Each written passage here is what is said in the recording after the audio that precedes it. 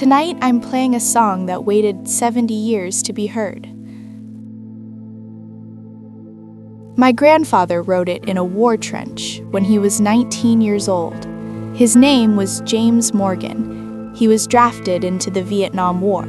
Just a kid, really. He wasn't a musician before the war, but out there, in the trenches, one of the soldiers had a harmonica. Another could tap rhythms on anything he could find.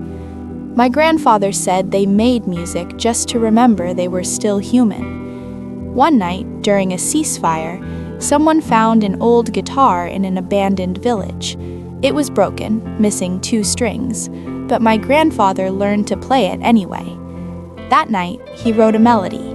He called it The Long Road Home. He said it was about the person he hoped he would be if he made it back.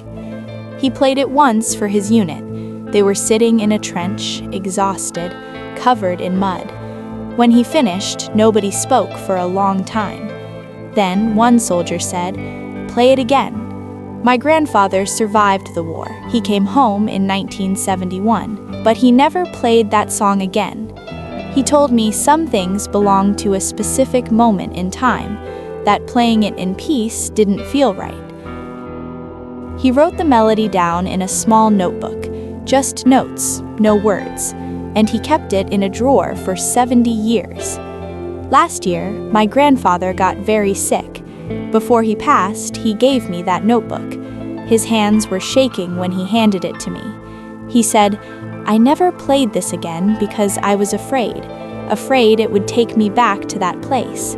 But maybe it deserves to be heard by someone who never had to live through it." I didn't understand at first, but after he passed, I opened the notebook. The pages were yellow and fragile. Some of the notes had faded.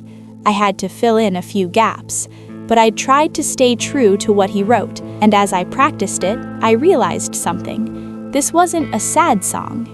It was hopeful. It was about survival, about believing you'd make it home. My grandfather never played The Long Road Home after the war, but tonight I get to play it for him. This is The Long Road Home by James Morgan, for the soldier who made it back but left part of himself behind. I hope you can hear this, Grandpa. Thank you. All I can say is best of luck.